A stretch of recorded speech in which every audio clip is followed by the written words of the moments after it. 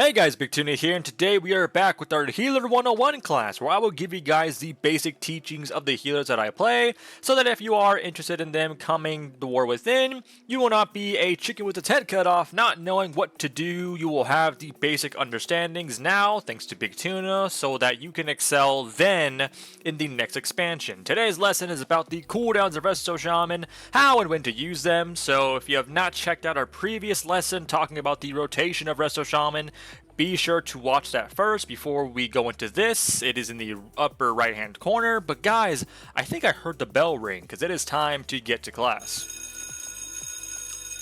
So first off, we'll look at the normal cooldowns Resto Shaman has, then we'll look at some optional stuff you can talent into if you really want to. So we will look at Earthenwall Totem first. This is our first cooldown we are pressing, our most reliable button. It's absolutely awesome. Been the iconic kind of scene for Resto Shamans. Summons a totem at the target location with 1.1 million health for 18 seconds. 6,000 damage from each attack against allies within 11.5 yards of the totem will be redirected to the totem. That's why it has so much HP. The HP pool of your Earthenwall Totem is based off of your maximum HP. So you see here I have 1.1 million HP. My totem's going to have 1.1 million HP. If I am to get into PvP combat here, have my stats go up to PvP stats, you will see I will have 1.5 million HP for my totem. And of course the damage mitigation of the totem is increased because I'm in PvP combat. It's a luxury for healers to have damage mitigation.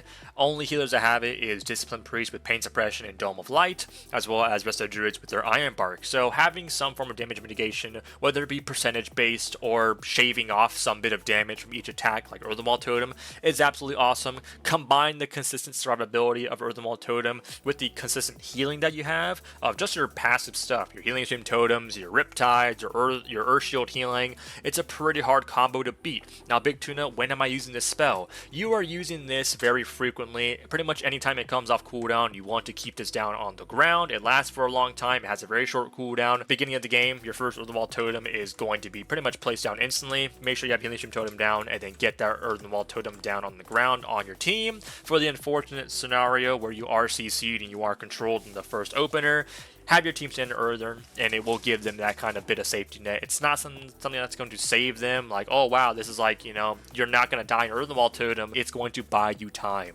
Make sure this is on the ground at all times whenever it comes off CD. And as you saw there, I had a little ping on my Earthenwall Totem. That's my macro. I would recommend having a ping macro, a cast at cursor Earthenwall Totem. You can yell something if you want to, Earthenwall down, stay in it. I have this for, solo shuffles for those DPS that don't really know where Earthenwall Totem is. And I'll have a slash ping in the macro to kind of ping them that, hey, this is the location of my Earthenwall Totem, get in it. Alright, it's pretty awesome. I would recommend having a macro just like this. Next up, we have Healing Tide Totem. This is one of those spells where the minute it's on the ground, the minute we press this, you can count any chance of you dying. Count that out the window. It summons a totem at the feet of the caster for 10 seconds, which pulses every 1.8 seconds, healing all party and raid members within 46 yards for a lot of health, a lot of HP. So we have a lot of modifiers for Healing Tide Totem, which is why it's so beefy.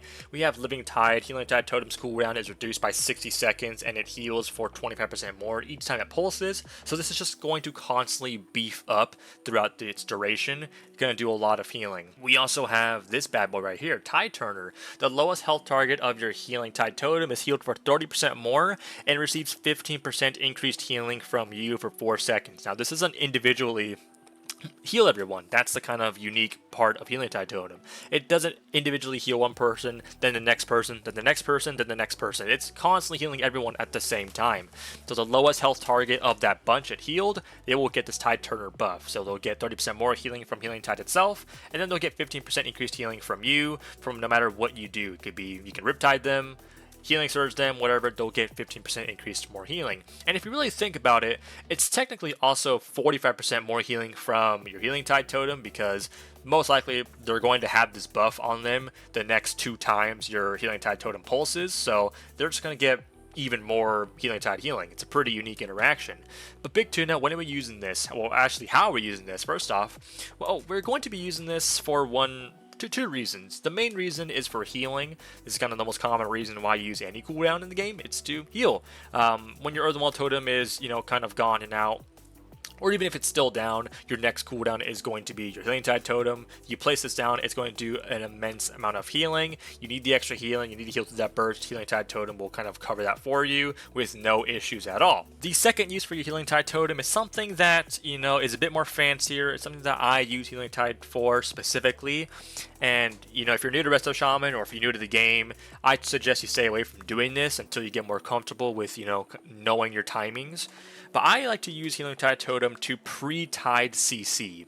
If there's a ranged, damage dealer CCing me, it could be a Fear, it could be a Sleepwalk, it could be any bit of range. Hunter tries to Kobe a trap, maybe an Asphyxiate, whatever, a Stormbolt flying at my face, whatever.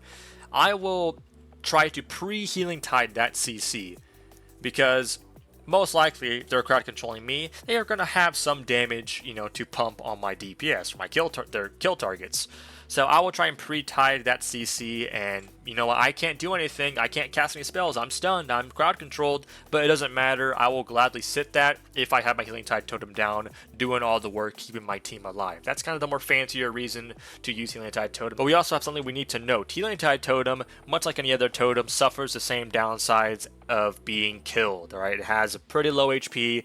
You hit it once, hit it a couple times, Mortal Strike it, Judgment it, whatever, your Healing Tide Totem will die, and all that healing is gone. So you need to learn how to protect your Healing Tide Totem. How are we doing this? How do I make sure people don't kill this bad boy? Well, you want to place this behind a pillar. That's generally where you want to place this. Why? Well, that's where you're going to be at most of the times as a Resto Shaman, be it the enemy's pillar or your pillar. You want to have your totems behind there just so it makes it harder for people to constantly just kill your totems. You have a lot of shamans who are playing out in the open. They'll tide, and immediately their tide will be killed. Now, some shamans will be a little bit different. They will place their Healing Tide out in the open, and then they'll move it somewhere. They'll move it like behind the pillar or some place, and then that kind of buys them a little bit of extra time. You could do that, but it could be better. So, just like I said before, I like to place my Healing Tide Totem at a pillar to start. So if anyone wants to come and kill my tide, they're going to have to use some mobility to get to it. It can be a Dragon's Hover, it can be a Paladin's Divine Steed, it could be a Warrior's Heroic Leap. So they'll use mobility to get to my Healing Tide Totem initially, and then guess what I'll do? Let's actually place it down first. Guess what I'll do is this guy's coming around the corner to kill my Healing Tide. Guess what I'll do? I'll place it to the second pillar.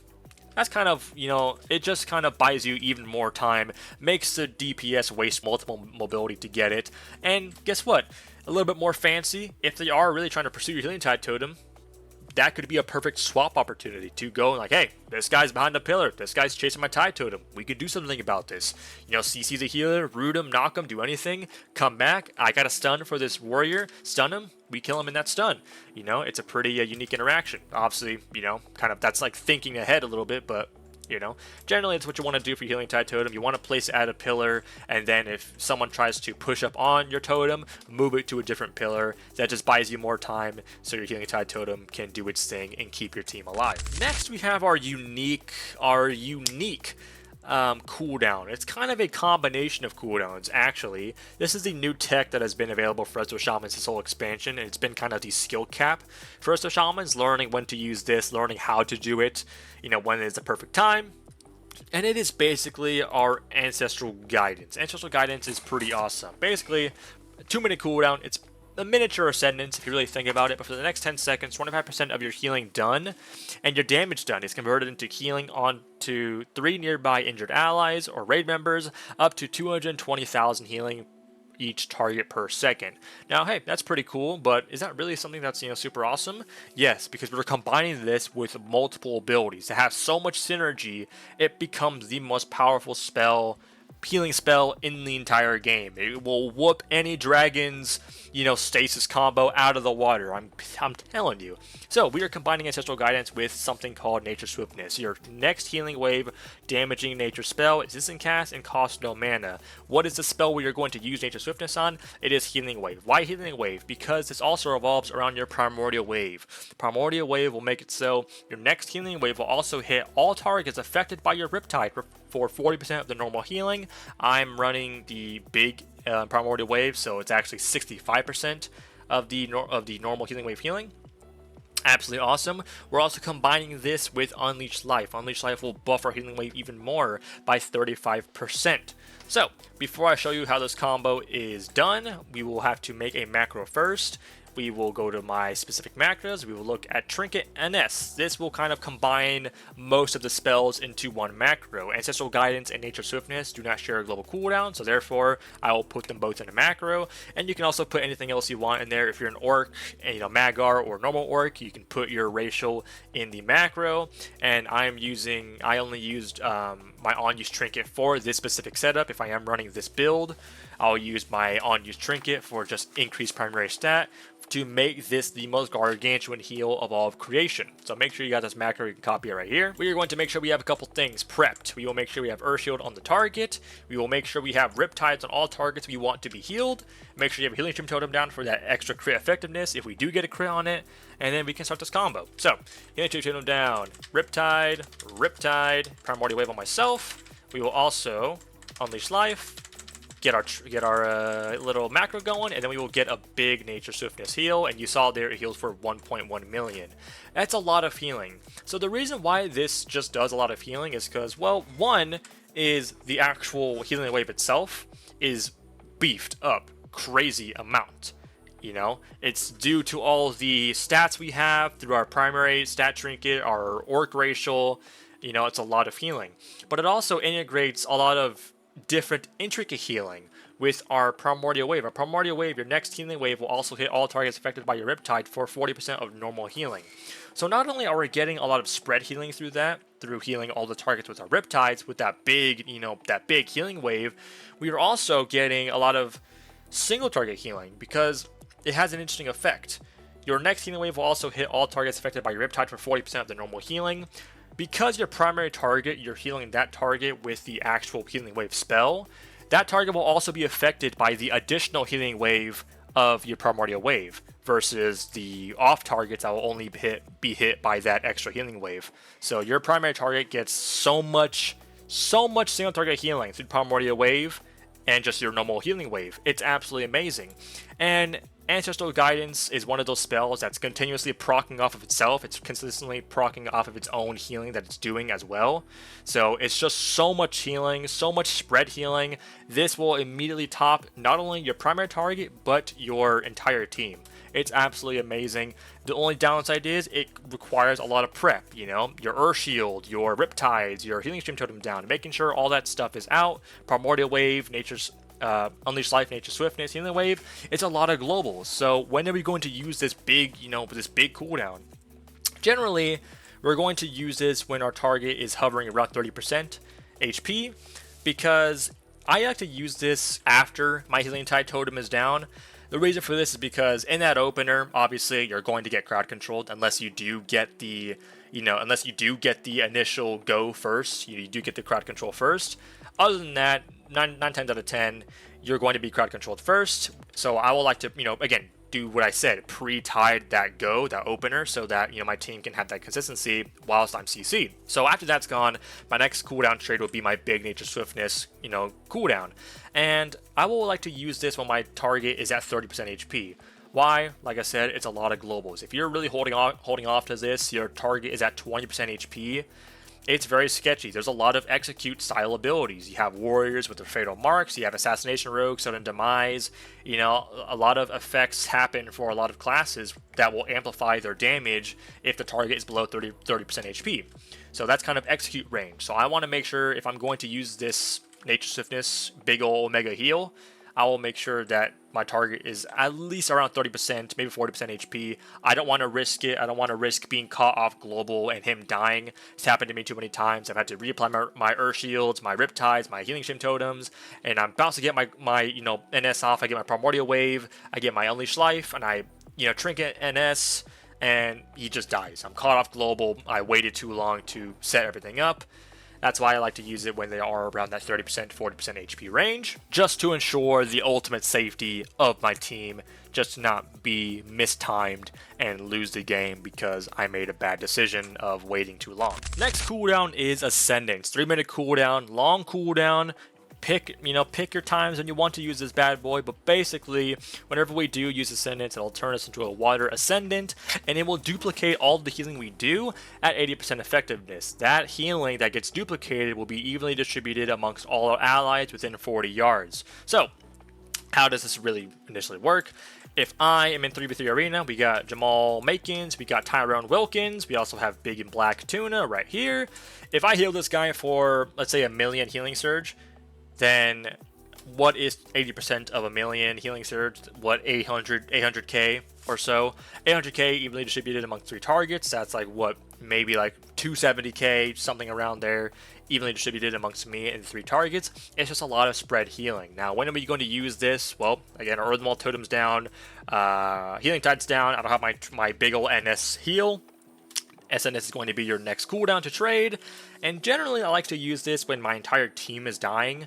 That's kind of the, amazing thing about Resto Shaman, is that all your healing, your big healing cooldowns revolve around healing everyone. If both my DPS are just getting trucked, I'll use my Ascendance. I don't normally like using Ascendance versus, my DPS, my one DPS just getting trucked through. My other DPS is kind of being untouched the entire game, and my other DPS is just being ran through the whole game. He is the kill target.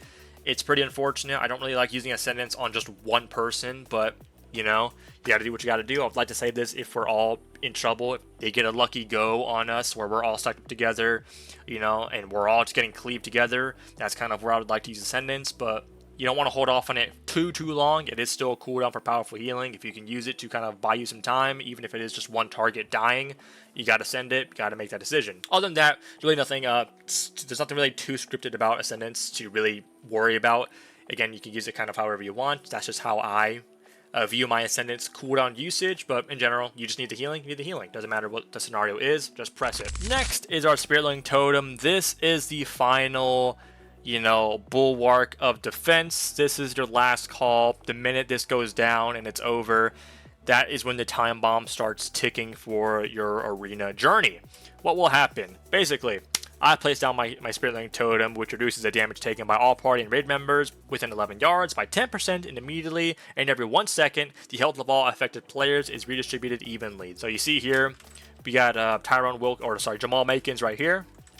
He's at 1% HP, I'm at 100% HP, I Spiritlink Totem us, we will both be brought to 50%, that even kind of area right there, 50% HP. A couple things you want to note before you do press your Spiritlink Totem. A, this is your final cooldown, meaning you want to generally save this for your trinket. If you have to trinket throughout the game without Spirit Linking, it's pretty sketchy, Your Spiritlink Totem is really your only way to save someone from dying, It's not just about healing through the damage, it's also about if this guy is at 1% HP, my next spell determines if this guy lives or dies. That's my Spiritlink Totem, to redistribute everyone's HP.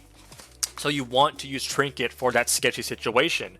Now, a couple other things. Spiritlink Totem, remember, only affects those who are in the totem itself. So you will have to make sure that your team is stacked up together before you place on your Spiritlink Totem.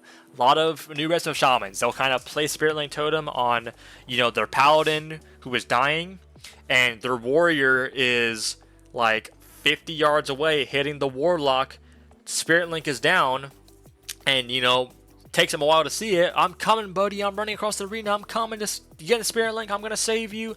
And then the dragon just turns to it, Azure strikes it, and kills it.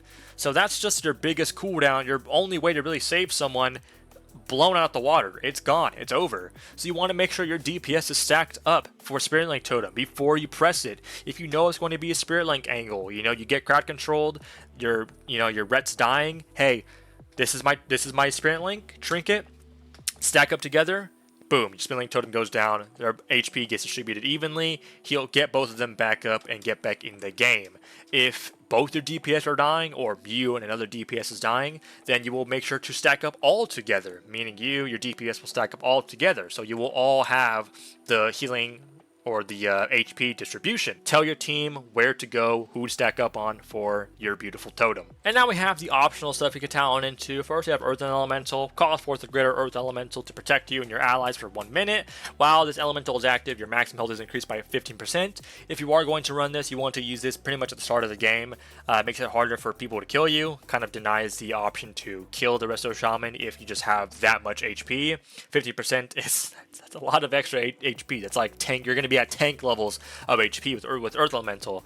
And this also does affect your Earthen Wall Totem. As I said before, Earthen Wall Totem is affected by your maximum HP. So the more maximum HP you have, the more Earthen Wall Totem is going to be affected. We also have Totemic Recall. Totemic Recall resets the cooldown of your most recently used totem with a base cooldown shorter than 3 minutes. This cannot be affected by Healing Tide Totem or Spiritlink Totem. Will not work on them.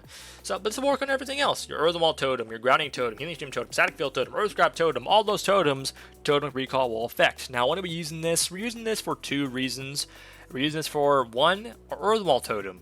You can be pretty cheeky with your Earthen Wall Totem. You can Earthen Wall, reset it, and you'll have another Earthen Wall again. You can choose to do 2 things. 1, you can place down another totem. Place down another Earthen Wall Totem, and you'll have 2 Earthen Wall Totems down, meaning you're getting benefit from both of them. So 6,000 plus 6,000 damage from each attack gets redirected to the totem. Guess what? That's in total 12,000 damage from each attack getting redirected to your Earthen Wall Totems. That's a lot. You know, you'll notice how much your team is just safe if you have double Earthen down. This is mostly you're going to use this if you're facing a lot of bursty comps, you know, Windwalker DK, Dragon DK, Ret Warrior, Boomkin, DH.